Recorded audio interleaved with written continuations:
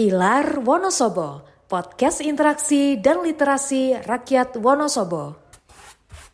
Assalamualaikum warahmatullahi wabarakatuh, teman pemilih. Jumpa lagi di podcast Pilar, podcast interaksi literasi rakyat Wonosobo. Bersama saya Robiul Ahsan, anggota KPU Kabupaten Wonosobo. Teman pemilih, hari ini episode yang sangat spesial karena kami kedatangan sosok perempuan inspiratif.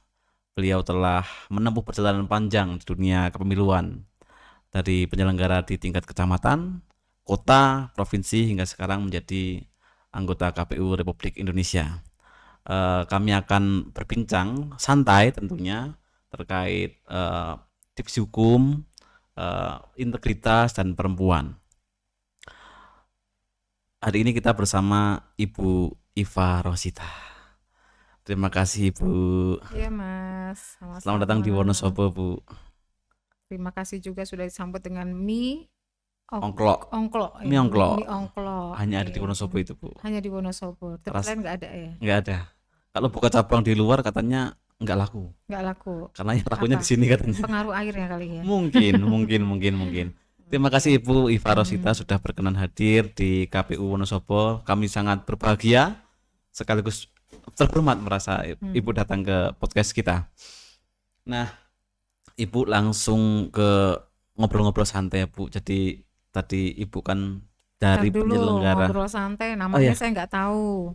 Biasanya kan dikenalkan dulu namanya siapa. Nama Ibu Iva Rosita. Situ saya, siapa namanya? Robiul Ahsan Ibu. Nah, saya panggilannya siapa? Mas Robi. Mas Robi. Iya. Mas, hostnya nggak kenalkan diri dulu. Iya. Nah, silakan. Ya, Ibu Iva Rosita dari penyelenggara pemilu dari tingkat kecamatan, kota, provinsi sampai sekarang KPU RI. Kenapa jatuh cinta kepada penyelenggaraan pemilu, Bu? Kata orang itu jangan terlalu benci, nanti jadi cinta. Awalnya benci. Awalnya benci malah. Ternyata saya jatuh cinta. Jadi awal mulanya kenapa saya terus tiba-tiba mau jadi penyelenggara, nama saya tuh nggak masuk dalam daftar DPT. Karena tidak masuk dalam daftar DPT pemilih. Jadi saya pernah 2 tahun di Semarang. Nama saya itu dicoret, ya kan? Karena status saya itu rupanya berdomisili di Semarang. Saya kembali, saya laporkan diri, sempat masuk nama saya dalam Oke. DPT. Tapi begitu mendekati hari H, itu hilang lagi. Pada saat pengumuman, Iya. itu kan saya lihat lagi pengumumannya dan ternyata nggak bisa dirubah. Pada saat itu kan tidak seperti ini ya. Betul. Kalau dulu kan kita tidak masuk dalam DPT yang nggak bisa Nggak bisa menggunakan hak ngecek. pilih. Iya. Oh, nggak bisa. Kalau dulu ya. Oke.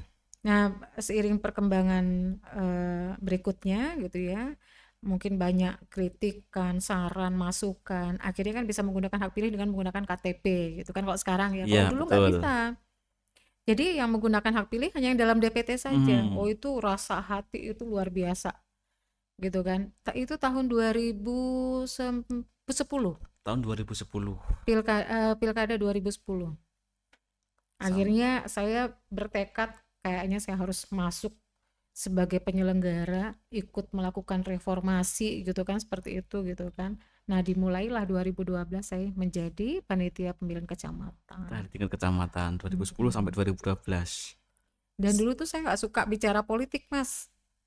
Tapi karena terlalu bencinya mungkin ya, nggak suka dan nggak cintanya, akhirnya saya sekarang tertarik dengan dunia politik. Benci jadi cinta begitu ya Bu ya.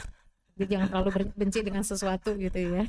Berarti sampai gemes betul pengen saya. Jadi sejak awal sudah punya apa ya, keinginan untuk mereformasi KPU nih. Betul sekali. Jadi cuman kan kalau di tingkat bawah kan kita nggak punya kebijakan itu ya, Betul, gitu. Jadi betul. hanya memberikan saran, masukan dan lain-lain. Tapi kan level atas lah yang punya kebijakan itu gitu. Tapi beriring jalannya waktu ternyata itu ditangkap mungkin ya. Terus berikutnya kalau yang tidak terdaftar dalam DPT bisa menggunakan hak pilih dengan menggunakan KTP elektronik gitu, seperti itu. Oke. Dari kecamatan, kota, provinsi sampai RI itu tanpa jeda. Jadi penyelenggara jeda. pemilu ya. Tanpa jeda. Dari pengalaman Ibu dari kecamatan sampai RI lah, bukan sebagai perempuan. Biasanya orang itu kalau mengatakan penyelenggara pemilu itu biasanya orang mengatakan dominasi laki-laki banyak di situ. Mm-mm. Ibu sebagai perempuan, apa sih, apakah pemimpin perempuan itu juga bisa memberi warna atau punya hal sesuatu yang lebih, atau bahkan memang apa perspektif Ibu? Kalau saya menilainya perempuan itu punya warna sendiri, Mhm, ya. mhm, Jadi dia punya karakteristik sendiri gitu. Perempuan itu lebih detail, mhm. ya. Terus kemudian lebih rinci, ya, lebih hati-hati mungkin ya. Jadi saya rasa butuh eh, tempat-tempat perempuan di KPU, Mhm, ruang-ruang khusus perempuan di KPU. mhm. Jadi ke depan saya berharap ini juga bisa dibaca gitu ya. Kita sama-sama memberikan ruang itu kepada perempuan. Tapi tantangan pasti ada kan Bu ya? Tantangan selama ini sih saya nggak ada tantangan. Oke.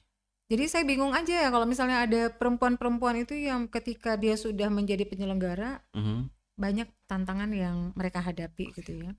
Mungkin dimulai dari pasangan kali ya. Saya kan kalau dari pasangan kan saya memang nggak ada masalah sama sekali ya. Support gitu ya Bu ya? Support luar biasa gitu, dan bahkan kalau saya harus kumpul dengan teman lelaki apa, beliau sangat paham gitu ya, karena memang ruang kita ya seperti itu, ruang kerjaan yang harus kita tempuh gitu Mhm, kan. mhm. Selama antara pekerjaan rumah tangga dan di kantor bisa berjalan dengan baik, saya rasa. Nah itu Semuanya. kelebihan-kelebihan itu yang laki-laki nggak punya ya. Iya, iya, iya. Iya kan, dia Nggak bisa multitasking, iya kan, multitasking. multitasking, terus kemudian dia juga multi talent ya. Jadi bisa mengerjakan satu waktu dengan beberapa pekerjaan Mhm, gitu ya. mhm.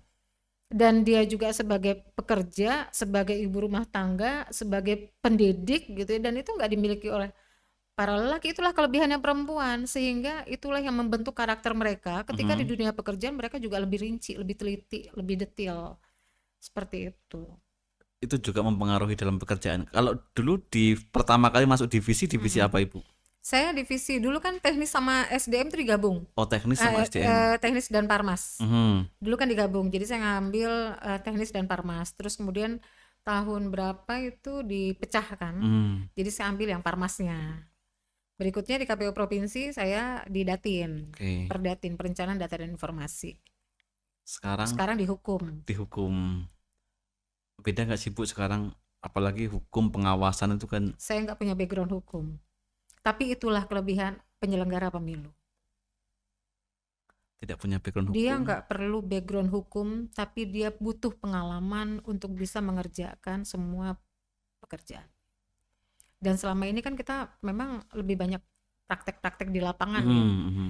tahu persis bagaimana permasalahan yang muncul di daerah, dinamikanya seperti apa, sehingga memudahkan kita juga untuk memanage permasalahan hukum yang ada gitu kan. Dan saya bukan orang hukum. Gak mesti loh orang hukum yang di luar sana tuh paham terkait penyelenggaraan pemilu. Di hukum pemilu ya, penyelenggaraan Iya, pemilu tentang ya. hukum, tentang pemilu, tentang pilkada. Nggak mesti. Jadi kalau ditarik benangnya, apa yang bisa Ibu Iva apa namanya gambarkan kalau saya bukan orang hukum, kuncinya apa itu bisa masuk ke hukum, divisi hukum gitu? Kuncinya apa? Enggak. Itu desakan sebenarnya, paksaan ya kan. Jadi memang sesuatu yang dipaksakan itu mau tidak mau akan membentuk seseorang. Oke, Saya kan dipaksa nih, karena yang lain sudah settle oke. dengan divisinya masing-masing, saya akhirnya dipaksa. Jadi hukum itu kan juga memaksa sebenarnya, ya Mhm, kan? mhm. Aturan dibuat, ada Betul. peraturan KPU, surat edaran, itu kan sesuatu yang memaksa, Mhm, ya kan? Kalau tidak ada itu tentu orang tidak akan apa? Jalannya itu bingung gitu mau kiri kanan. Tapi kalau dengan aturan itu kan dibuat untuk mhm. memaksa seseorang untuk melakukan gitu. Sama saya. Ketika saya dipaksa untuk karena mau tidak mau gitu ya, akhirnya saya harus belajar, memaksa saya untuk belajar. Tapi bagi penyelenggara, belajarnya itu nggak bisa lama, Harus cepet. harus cepat. Dan itulah kelebihan penyelenggara, bagi penyelenggara yang paham dengan fungsi dan kewajibannya. Tapi bagi penyelenggara yang nggak ini, ya mungkin mereka akan abai dengan Mhm, mhm. apa, paksaan-paksaan untuk belajar itu.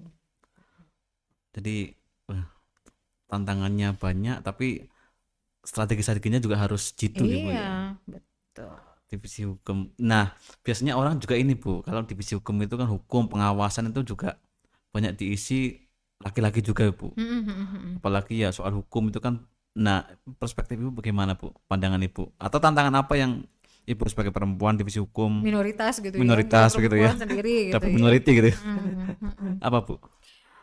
Mungkin metode kali ya, strategi atau metode yang kita kembangkan saja yang Hmm. dibutuhkan gitu. Saya memang dalam sebagai ketua divisi hukum dan pengawasan, strategi yang saya kembangkan itu adalah manajemen partisipatif. Manajemen partisipatif. Jadi saya lebih mendengar yang di bawah. Jadi lebih banyak mendengar, meminta masukan, saran, kritik gitu. Karena bagaimanapun juga aturan yang kita buat ini kan berdasarkan dinamika yang ada di bawah. Harus menyesuaikan dengan apa sih yang terjadi di bawah gitu kan. Kebutuhan mereka seperti apa. Iya. Jadi saya dengan teman-teman divisi hukum di 38 KPU provinsi se-Indonesia, kalau kita bertemu itu saya lebih banyak sharing, diskusi, sharing session, sharing knowledge gitu ya, sesi sharing, terus kemudian ada pengetahuan kita sharing juga gitu, pengalaman di sini bagaimana, pengalaman di sini bagaimana, dan saya kumpulkan semua dan kita berbagi itu gitu. Itu yang disebut sebagai manajemen partisipatif tadi ya. Partisipatif. Tidak Jadi kemudian bukan terus top down. kami bikin aturan terus kemudian diturunkan ke bawah gitu, enggak. Tapi kamu kebutuhannya apa sih? Nah, terus kita dengar baru kemudian kita buat sebuah aturan. Itu beberapa hal yang kebijakan yang kita ambil gitu ya, metode manajemen partisipatif. Tapi ada juga ketika di atas melihat analisanya, kok ini perkembangannya kurang cepat ya. Ya. Sehingga kita tidak butuh lagi tuh yang pendapat di bawah, saran apa segala macam, akhirnya kita buat kebijakan di atas gitu loh. Tidak semua tapi gitu kan gitu.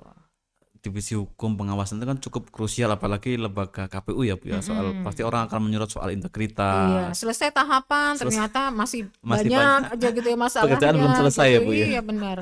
Nah, kalau dari personal Ibu gitu, di divisi hukum apa tadi, pengawasan, ngomongin soal integritas ini kan apalagi tantangannya di KPU itu besar itu. Kalau apa ya, prinsip apa yang selalu Ibu pegang atau pedomani dalam menjalani tugas di divisi sekarang ini Bu? Prinsip apa ya? Saya itu bekerja itu kan kita sebenarnya semua penyelenggaraan kan sudah punya guidance-nya. Kita tuh sudah punya undang-undang, sudah punya peraturan KPU. Jadi kalau bicara prinsip, ya silakan tinggal dibaca aja prinsip-prinsip penyelenggaraan pemilu itu apa saja sih gitu kan. Kalau di undang-undang tuh ada 11 prinsip, peraturan KPU yang berkembang kan ada 13, ada penambahan gitu kan. Tinggal itu saja dikembangkan, mandiri, jujur, adil, berkepastian hukum, proporsional, profesional, efektif, efisien, terbuka. Jadi kalau prinsip-prinsip itu kita kuatkan ya, saya rasa semua permasalahan itu akan bisa kita minimalisir. Oke. Kalau prinsip secara personal gitu bukan ya tadi prinsip pekerjaan seperti itu, tapi personal. Oh, secara personal. Secara personal yang itu kan tanggung jawab besar begitu Bu.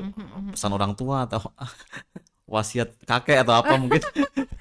Saya enggak sih, saya lebih banyak sharing sama suami sih. Oh, suami sebagai supporting system. Suami itu bagi saya support system yang luar biasa gitu ya. Tapi saya nggak pernah juga berkeluh kesah sama dia. Tapi maksudnya gini, saya tuh orangnya terbuka ya. Jadi kalau misalnya saya ada masalah gitu ya, kalau masalahnya pelik banget saya akan sampaikan. Tapi kalau sebenarnya masalahnya bisa saya selesaikan sendiri, saya selesaikan sendiri. Jadi sebenarnya prinsipnya itu yang terpenting adalah support dari suami. Support dari suami, dan memang karena saya orang manajemen ya, jadi prinsip-prinsip manajemen itulah yang saya terapkan gitu. Dari perencanaan, apa yang sudah kita rencanakan, terus kemudian apa yang sudah kita aktualisasikan gitu ya, terus kemudian apa yang sudah kita evaluasi gitu, itu muter aja itu. Nah saya ini kan melihat kayak misalnya nih, di divisi hukum dan pengawasan itu kalau kita ingin menerapkan prinsip-prinsip dalam penyelenggaraan pemilu, berarti kan kita ingin menegakkan integritas. Betul. Gitu kan. Jadi kan tadi nanya prinsip Iya, iya, pribadi iya. gimana sih Iya. gitu kan, karena saya orang manajemen, jadi saya eh, dituntut untuk mempunyai kemampuan memanage, mengelola. Karena saya divisi hukum, berarti saya dipaksa untuk mengelola masalah. Jadi divisi hukum ini kan mengelola masalah aja Iya. nih, masalah aja yang dikelola gitu kan. Nah terus kemudian saya itu sepertinya sama sih seperti yang lain ya. Prinsip personal saya itu ya melakukan kegiatan sesuai dengan perencanaan, Mhm. cepat Mhm. gitu ya, diaktualisasikan dan bisa mempunyai efek, output, dan ada feedback gitu loh. Seperti itu. Saya rasa semua juga punya prinsip-prinsip seperti Mhm. itu. Mhm. Tapi mungkin kalau orang perencanaan tuh lebih terukur kali ya. Lebih. Jadi kalau sudah bikin perencanaan, Mhm. terus kemudian siapa yang melaksanakan gitu, terus kemudian hasilnya seperti apa gitu ya. Jadi kalau di perencanaan itu ada namanya planning, organizing, actuating, terus kemudian ada yang Evaluasi. namanya evaluasi gitu. Controlling dan evaluasi. POACE namanya. Nah, jadi saya terapkan itu aja. Jadi kalau sudah direncanakan, Mhm. terus kemudian bagaimana organizingnya, siapa yang melaksanakan, kan gitu. Itu aja yang saya ulang-ulang tuh. Mhm. Itu aja yang diputar. Terus bagaimana aktualisasinya, pelaksanaannya seperti apa. Yang itu kontrolnya seperti apa. Kalau sudah dikontrol, kemudian kita evaluasi. Itu aja yang diputar. Sebenarnya kan prinsip-prinsip itu aja sebenarnya Iya, iya, iya. diulang-ulang tuh kalau di tata kelola pemilu kita sebenarnya. Apalagi pemilu ini kan kegiatan yang berulang. 5 tahunan ya. Iya, Agenda 5 tahunan iya lumayan. kan. Jadi kalau orang perencana itu ya nggak usah keluar dari itu. Kalau sudah ada tahapan, kemudian siapa yang melaksanakan, ya kan? Iya, betul. Terus kemudian yang melaksanakan berarti kan KPU nih penyelenggaranya dari tingkat KPU, provinsi, kota, ya kan? Terus kemudian aktualisasinya gimana? Pelaksanaannya seperti apa? Ya kan? Ada kendala nggak? Nah, terus mau dikontrol. Mhm. Setelah dikontrol, kemudian ada yang namanya evaluasi. Mhm. Evaluasi itulah yang kemudian diulang lagi. Oh, berarti nanti perencanaan berikutnya harus begini. Iya. Kan ngulang aja itu. Iya, iya, iya, iya. Di Seperti itu. perspektif manajemennya berlaku juga ketika masuk di divisi hukum. Oh iya. Karena manajemen itu kan umum ya. Bukan hanya di pekerjaan loh. Betul. Di rumah pun kita harus punya prinsip-prinsip itu. Masnya setelah menikah pasti sudah punya perencanaan kan. Bahkan sebelum menikah punya perencanaan. Sudah. Iya kan? Target misalnya setelah menikah 2 tahun kemudian saya harus punya rumah. Mhm. Nah, gimana caranya untuk supaya bisa punya rumah itu? Ya, terus kemudian kalau misalnya 2 tahun kemudian nggak punya rumah, ini apa ya yang salah ya? Iya, iya. Iya kan? Gitu. Ini apa yang salah? Saya targetnya padahal 2 tahun loh. Padahal saya sudah melakukan langkah-langkah nabung sekian gini, tapi ternyata kok nggak tercapai targetnya ya, gitu kan seperti. Oh ternyata istrinya nggak support misalnya kan gitu, ya kan? Banyak misalnya kebutuhan istri yang ternyata lebih besar dari gitu, begitu lihat keuangan gini gitu kan. Nah terus kemudian walaupun sebenarnya di tengah-tengah jalan perencanaan tuh bisa saja berubah. Mhm. Mhm. Kita udah bikin perencanaan begini ternyata di tengah jalan dan sangat memungkinkan, sangat mungkin. Nah, kemudian ada lagi yang namanya manajemen risiko kalau di hukum itu kan. Kita harus bisa memanage risiko, kemungkinan-kemungkinan yang terjadi gitu loh. Iya kan? Ketika kita ngambil langkah ini risikonya kan seperti ini. Ya kan? Pilihannya A, B, C, D gitu. Mhm. Itu juga bagian dari manajemen. Manajemen itu juga yang berlaku ketika divisi Rendatin juga seperti itu ya Bu ya? Sama. Saya apalagi di Rendatin kalau Perspektif manajemennya tetap jalan terus ya Bu? tetap jalan. Saya terus terang agak sedikit kejam juga kalau masalah ketepatan waktu apa dan lain-lain gitu ya. Paling enggak itu kita enggak ketinggalan sama yang lain lah gitu, seperti itu gitu. Walaupun dinamika di daerah kan beda-beda ya. Betul, Kita betul. enggak bisa memaksa gitu ya orang untuk bisa mengikuti gaya kita, tapi paling enggak kan ada budaya yang kita bangun di sana. Oke Bu,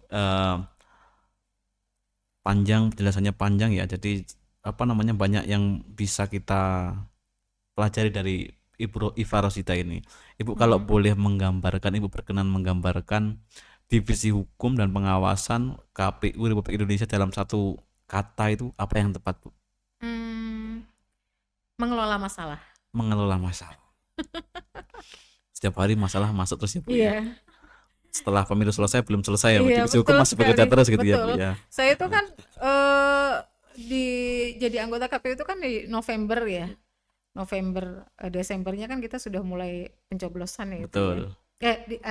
Akhir November Akhir ya. November 27 November Akhir ya. November. Nah, setelah itu kan masalah muncul nih, ada 310 perkara yang disengketa diregistrasi oleh MK gitu kan. Kalau dikatakan kaget, nggak mungkin nggak kaget gitu kan, karena saya belum pernah di divisi hukum gitu. Tapi itu yang saya katakan ke teman-teman bahwa anggota KPU provinsi, anggota KPU kabupaten kota harus punya passion itu. Harus punya keahlian itu gitu loh. Jadi kalau passion itu kan sebenarnya kan sesuai dengan kemampuan gitu Betul, ya. betul. Tapi kita anggap itulah passion kita gitu loh. Mau nggak Dan mau itu harus jadi passion gitu ya. mau nggak mau harus jadi passion. Terus harus mempunyai keahlian, skill untuk beradaptasi, cepat beradaptasi. Dan itu harus dimiliki oleh semua anggota KPU provinsi, KPU kabupaten kota. Jadi ketika ada teman-teman mengatakan, oh saya baru terpilih, saya baru beradaptasi, no. Enggak. Itu bukan anggota KPU provinsi atau anggota KPU kabupaten kota. Kata-kata itu keluar bukan dari mereka, bukan orang yang mau bergabung menjadi anggota KPU provinsi kabupaten kota. Jadi ketika dia sudah mengikrarkan diri, mengikuti seleksi dan terpilih, maka kalimat itu nggak boleh keluar. Sudah mengandung konsekuensi untuk siap. Iya.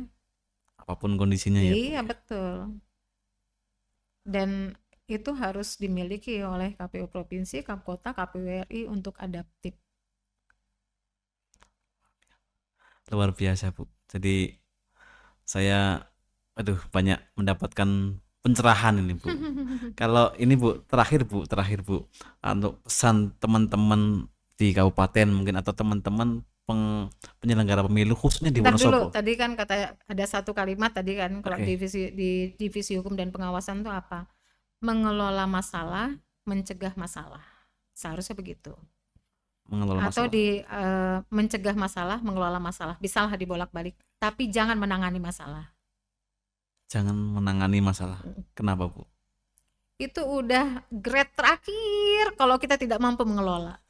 Jangan sampai ada masalah. Jangan sampai, Iya. artinya kan itu kan bagian dari jangan sampai deh kita menangani masalah. Kalau ada menangani masalah kan berarti sudah ada masalah duluan. Betul. Iya kan? Jangan Jadi sampai mencegah masalah, mengelola masalah untuk tidak menjadi masalah, dan kemudian menangani masalah itu udah grade terakhir banget. Jadi saya sampaikan ke teman-teman, kita fokus deh sama yang namanya edukasi, pendidikan, pencegahan, dan pengelolaan masalah. Fokus itu aja. edukasi, Pengelolaan masalah, terus kemudian edukasi, terus kemudian pencegahan dan pengelolaan. Edukasi, pendidikan kan, jadi kan meningkatkan literasi dan lain-lain. Terus kemudian pencegahan, ya kan? Kita lakukan pencegahan, mitigasi apa yang kita bisa lakukan dengan penerapan manajemen risiko dan lain-lain. Itu kan salah satu mencegah terjadi masalah. Kemudian kita kelola. Kita lakukan pengelolaan, manajemennya berarti dikuatkan gitu kan. Kemudian yang terakhir, menangani masalah, penanganan. Tapi ini udah level terakhir. Kalau Tapi bisa jangan sampai. Ya, tapi kalau level 1 dan level 2 ini kita bisa kuatkan, saya rasa kita nggak bakal sampai ke grade yang keempat gitu loh. Kalau di Sikunir kan ada pos 1, pos 2, pos 3 gitu ya. Sampai pos 3 ya? Iya. Sampai pos 3. Nah, jangan sampai kita ke level pos 3 gitu kan. Level 1, 2, 3 lah kalau level pedas gitu kan. Jadi jangan sampai ke level 3. Jadi cukup di level 1 dan level 2, yaitu edukasi, tingkatkan pendidikan, tingkatkan upaya-upaya pencegahan. Upaya-upaya pencegahan preventif gitu ya. Nah, kemudian mengelola masalah ini itu sebenarnya masuk bagian dari menangani masalah. Jadi cukup 2 ini saja. Dan jangan sampai menangani masalah. Iya, berarti kan sudah banyak masalah tuh, kan gitu. Cuman memang kalau saya perhatikan itu kembali lagi kepada komitmen sih. Komitmen kita, diri kita, Terus kemudian bagaimana komitmen itu bisa ditularkan ke orang lain. Komitmen untuk berintegritas. Saya meyakininya kalau kita sudah bisa membangun komitmen integritas itu, ya kalau komitmen integritas berarti kan menerapkan prinsip-prinsip penyelenggaraan itu kan. Kalau kita sudah berkomitmen untuk membangun integritas di diri kita, saya yakin yang lain akan mengikuti gitu loh. Artinya bangun dari diri pribadi dulu gitu ya, Bu, ya. Pribadi, Komitmen. terus kemudian menularkan kepada yang lain, dan bukan hanya pribadi. Kan kalau komitmen itu dimulai dari para pimpinan, terus kemudian yang lain mengikuti. Komitmen itu nggak bisa dibangun sendiri, tapi semua harus ikut berkomitmen. Ini kan tadi kan Wonosobo kan, KPU Wonosobo ada tuh semacam pencanangan pembangunan zona integritas dan ditandatangani bersama kan. Nah, itu kan sebenarnya bagian dari membangun komitmen itu. Komitmen, dan seharusnya itu diikuti oleh yang lain, ditandatangani bukan hanya para pimpinan dan kabak atau kasubag, tapi ditandatangani sampai ke tingkat Pamdal. Jadi komitmennya secara komunal semuanya. Iya, betul. Iya. Nah, kami juga di KPU juga sudah membangun itu gitu ya. Kami membuat video-video bahwa kita berkomitmen untuk membangun integritas, zona gitu integritas. ya. Nah, mudah-mudahan nanti bisa diikuti oleh yang lain. Amin, Bu. Gitu. Terima kasih sekali, Bu. Oke. Terakhir apa itu? Bu. Mau Purwoceng? Pesan untuk teman-teman penyelenggara perempuan di Wonosobo. Iya. Baik, biasanya kan PPS, PPK. Kemarin kita jumlahnya hampir setara lah, Bu lah. Selisih sedikit begitu, Bu. Iya. Ibu punya pesan begitu, Bu. Jumlah apa yang sedikit itu? PPS, PPK itu laki-laki dan perempuan itu. Di sini ada perempuannya nggak sih? KPU-nya ada kan? Ada. Terus kenapa nggak dikencengin oleh yang perempuannya? Kenapa PPK PPS-nya kok jumlahnya cuma selisih sedikit? Maksudnya apa? Lebih banyak perempuannya atau lebih sedikit perempuannya? Jumlah laki-laki sama perempuan itu selisihnya sedikit gitu. Artinya berarti hampir seimbang. setara ya. Betul. Berarti kerja tuh dia. Ya kan, saya kira itu dia akan menjomplang jauh gitu. Berarti dia bagus. Berarti dia menyuarakan, ya kan? Dia menyuarakan agar PPK PPS sampai KPPS itu perempuan bisa mengambil peran. Ada juga tuh beberapa daerah yang mungkin yang jumlah PPK PPS-nya lebih banyak laki-laki gitu ya. Berarti dia bersuara. Saya nggak tahu di sini ya, apakah dia bersuara atau enggak, tapi dari formatur PPK PPS-nya itu kelihatan bahwa dia ikut menyuarakan. Tapi pesan dan untuk itu harus berani, perempuan harus berani itu menyuarakan itu. Saya mau nanti PPK PPS ini perempuannya harus ini ya, harus ada gitu loh. Kalau misalnya dia ada 10 calon PPK gitu ya, terus ternyata hanya satu perempuan di 10 calon itu, maka perempuan satu ini harus betul-betul diperjuangkan masuk dalam anggota PPK. Wajib. Hukumnya wajib ya, Bu. Ya, jadi bukan lagi memperhatikan ya. Jadi itu harus disuarakan. Saya nggak mau pokoknya 10 ini harus ada perempuan satu gitu kan. Harus masuk dalam 5 ini. Jadi kalau misalnya ternyata dari 10 yang sudah masuk, tinggal satu-satunya, maka itu harus diperjuangkan. Seperti itu. Iya. Dan dia harus suarakan. Dan para lelakinya juga harus mendukung itu. Karena kapan lagi perempuan bisa diberikan ruang untuk maju ya melalui ini. Kita nggak tahu, seperti saya waktu jadi anggota PPK, nggak tahu loh sampai sekarang bisa jadi anggota KPU. Iya, karena diberikan ruang. Waktu di PPK. Waktu menjadi anggota PPK. Ya kan?